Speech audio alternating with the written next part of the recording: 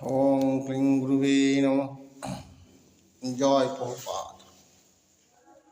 ভজ শ্রীকৃষ্ণ চৈতন্য প্রভু নিত্যানন্দ শ্রী অদ্বৈত গদাধর শিবসাদি গৌর ভক্তবৃন্দ।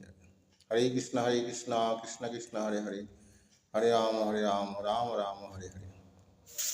আজকের আলোচ্য বিষয় প্রকৃত সেবার পরিভাষা।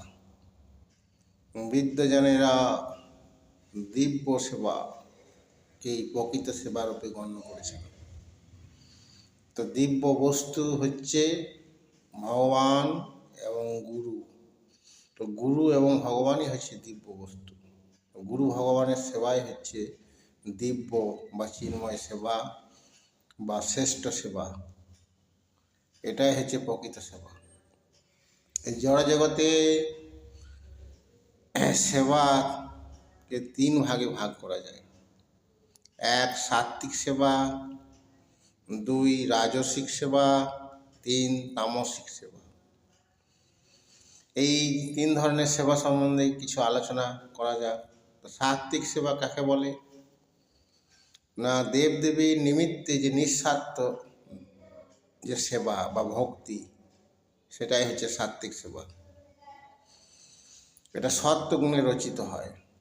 আর রাজসিক সেবা বিভিন্ন দেবদেবীর নিমিত্তে যে নিঃস্বার্থ দান, সেটাই হচ্ছে সাত্ত্বিক রাজসিক সেবা। এটা রজগুণ দ্বারা রচিত হয়।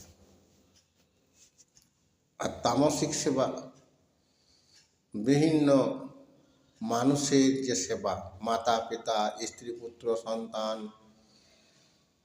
সমাজ দেশ সকলেরই সেবা হচ্ছে এই তামসিক সেবা। এটা তমগুণ দ্বারা রচিত হয়। তো এই তিন ধরনের সেবা এই জড়জগতে রয়েছে। তার মধ্যে উত্তম সেবার কথা তো আপনাদের বললাম, দিব্য চিন্ময় সেবা, ভগবান এবং গুরু। এখন এই জড়জগতে ভগবানের সেবা তিন রকমভাবে করা যেতে পারে। এক, তন দ্বারা অর্থাৎ শরীর দ্বারা; দুই, ধন দ্বারা; তিন, মন দ্বারা। তন দ্বারা সেবা, শরীর দ্বারা সেবা করতে গেলে গুরু সেবা করতে হবে। কেন, ভগবানকে তো আমরা এই মায়িক শরীর দ্বারা দর্শন করতে পারবো না, যার ফলে সেবাও সম্ভব নয়। তো গুরু সেবাও প্রতিটি মানুষের পক্ষে করা সম্ভব নয়। কেন না, গুরু সেবা করতে গেলে ধরুন আপনার গুরু আমেরিকায় থাকে, তো সেইখানে হয়তো সারা জীবনে একবার হয়তো আপনি যাবেন। তো এইভাবে তো সেবা হবে না। গুরু সেবা করতে গেলে নিত্য করতে হবে। সেবা হচ্ছে প্রতিদিনে। তাহলে গুরুর কাছে থাকতে হবে, মঠবাস হতে হবে, যেটা প্রতিটি জীবের পক্ষে কখনোই সম্ভব নয়। তাই তন দ্বারা সেবা জীবের পক্ষে সম্ভব নয়।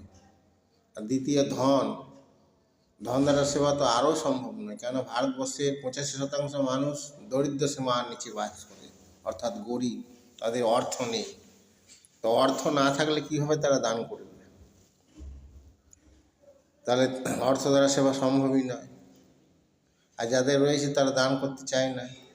আর যারা চায়, মুষ্টিমেয় কিছু সংখ্যক জীব, তাদের বিচারও খুব সূক্ষ্মভাবে করা হয়, তবেই ফল দেওয়া হয়। যেমন কেউ 100 কোটি টাকার ব্যক্তি, 100 কোটি টাকার মালিক, আর কেউ হয়তো 10 কোটি টাকার মালিক। তো 10 কোটি টাকার মালিক যদি 2 কোটি টাকা দান করলো ভগবানের নিমিত্তে বা গুরুর নিমিত্তে, আর যিনি 100 কোটি টাকা মালিক সে হয়তো 2 কোটি টাকা দান করলো, তাহলে এখানে যিনি 10 কোটি টাকার মালিক এবং সেই এই যে দানটি করলো, তার কম সংখ্যক পয়সা থাকা সত্ত্বেও বেশি দান করলো, তো তার দানটাই প্রযোজ্য হবে এবং সে অনুযায়ী সে ফল পাবে। এখন প্রশ্ন হচ্ছে, যার অর্থ নেই সে কেন ভগবানের সেবা করছে না? তাহলে এখানে দোষী কিন্তু দুজনে। যারা পয়সা রয়েছে সে সেবা করছে, তাই সেও দোষী, আর যার কিছুই নেই ভগবানের সেবা সেও দোষী। তো ব্যাসদেব এই দু ধরনের মানুষকেই সাজা হিসেবে গলায় সেলা ঝুলিয়ে সাগরে ফেলে দেওয়ার বিধান দিলেন। তো এই আর তৃতীয় হচ্ছে মন দ্বারা সেবা। তো মন দ্বারা সেবাই হচ্ছে প্রকৃত সেবা। কেন আমরা যা কিছু কর্ম করি সব মন দ্বারা রচিত হচ্ছে। কেউ দেবদেবীর সেবা করুক বা ভগবানের ভক্তি যাজন করুক বা নির্মগানী কোনো জীবের সেবা করুক, তো সব কিছুই কিন্তু মন দ্বারা রচিত হচ্ছে। যা কিছু কর্ম আমরা করব এই জগতে সব কিছু মন দ্বারা রচিত হয়। মনই হচ্ছে সমস্ত কর্মের মালিক বা কর্তা। তাহলে মন যদি সমস্ত কর্মের মালিক হয়, তাহলে মন দ্বারা সেবাই হচ্ছে শ্রেষ্ঠ সেবা। কিন্তু দুর্ভাগ্যবশত আমরা যে ভগবত ভক্তি করছি সেটা কিন্তু মন দ্বারা নয়। ম্যাক্সিমাম সারা বিশ্বের মানুষ যে ভক্তি করছে সেটা তন দ্বারা ভক্তি, অর্থাৎ ইন্দ্রিয় দ্বারা। যেমন কেউ ভগবানের নাম জপ করছেন, কেউ ভাগবত পাঠ করছেন এবং কেউ বিগ্রহ সেবা করছেন, তিনটাই কিন্তু ইন্দ্রিয় দ্বারা ভক্তি।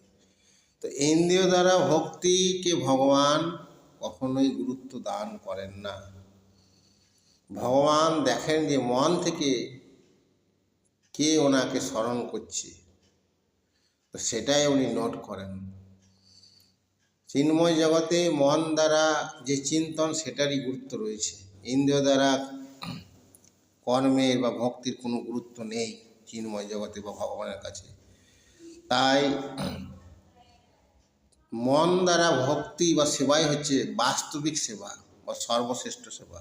কিন্তু দুর্ভাগ্যবশত ভারতবর্ষে 99.99 অর্থাৎ 99.99% জীবই যে সেবা করছে সেটা হচ্ছে ইন্দ্রিয় দ্বারা সেবা, যেটা কখনো ভগবানের কাছে কৃপা পাওয়ার যোগ্য নয় সে সেবা। তাই মন দ্বারা সেবাই হচ্ছে শ্রেষ্ঠ সেবা। তাই আমাদের সকলেই মন দ্বারা ভগবানের ভক্তি করা দরকার। হরিনাম করবেন, ভগবানের রূপ ধ্যান করুন আর মহামন্ত্র জপ করুন। হরে কৃষ্ণ কৃষ্ণ কৃষ্ণ হরে হরে, হরে রাম রাম রাম হরে হরে। এইভাবে ভগবানের স্মরণ করুন, রূপ ধ্যান করুন আর ভগবানের নাম করুন। মন দ্বারা সেবাই হচ্ছে প্রকৃত সেবা, আর গুরু এবং ভগবানের সেবাই হচ্ছে শ্রেষ্ঠ সেবা। তো গুরু ভগবানকে মন দ্বারা সেবা করুন। গুরু ভগবানের সেবাই হচ্ছে দিব্য সেবা, চিন্ময় সেবা। এটাই হচ্ছে প্রকৃত সেবার পরিভাষা।